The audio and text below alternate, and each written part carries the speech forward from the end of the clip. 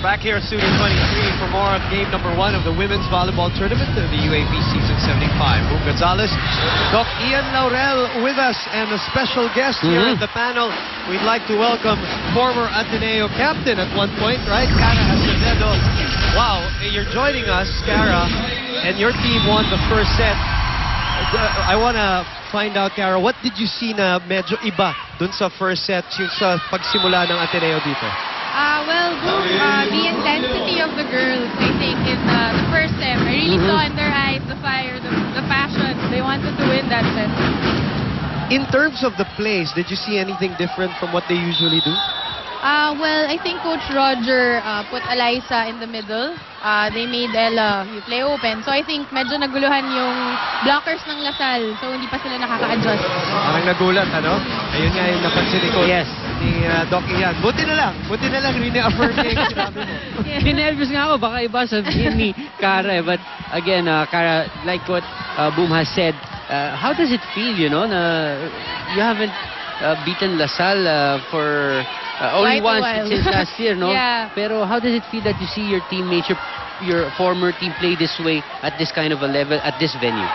Well, I'm so proud of them. We really started from scratch when Coach Roger arrived. And, well, during my time, we didn't beat Lasal, but now we see them in the finals. And I'm really happy for them.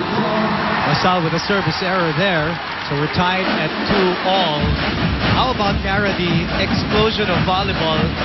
We've been talking about this for a while. We've had our own conversations, Cara, about how popular your team has become. Lasal obviously has that winning tradition working for them, but what are your thoughts on what has happened this year for Season 75 for volleyball in general?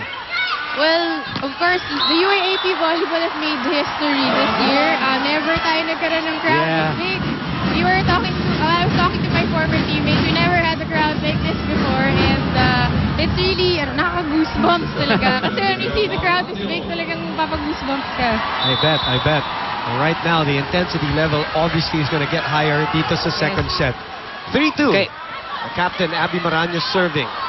Free ball for De La Salle, who lost the first set para dun sa mga kakatunin lamang. And Galang with a little look at Z Hervasio after the kill for serving 2. Galang smiling back at Z after that two-man block.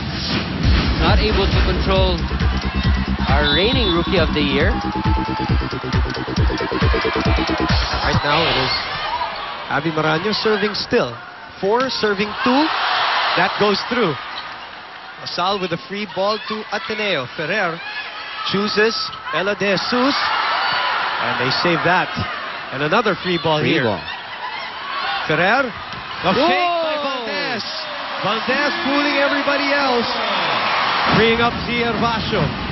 Cara, what do you think about that play? Because I know you used to practice that, and it was you going around, right? Yes. Well, she really stepped up this year, being captain and all. And her last year, sobrang na-perfect na niya yung position na yan. Kasi she was an open spiker before. I remember it was Cara who was running around for that differential hit before. Ako yung taga-loko. And an outside touch by Galang. We are at 4-all. Let's check in with Billy Capistrano from the La Salle side. How bad do you want it? Yan ang tanong para sa Lady Spikers after that first set. Boom, the girls really need to step it up and they need to show some championship experience. As expected, coach was not pleased with the previous set. Sabi nga niya, bakit daw kailangan laging nagmamadali at natataranta? He instructed the girls to compose themselves and to get their heads back in the game. Huminga ng malalim at gawin ang dapat gawin.